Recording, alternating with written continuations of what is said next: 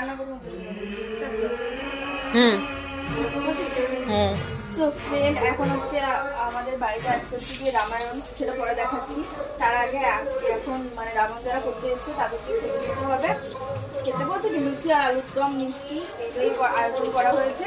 তো সেটা রান্না করবো আমি।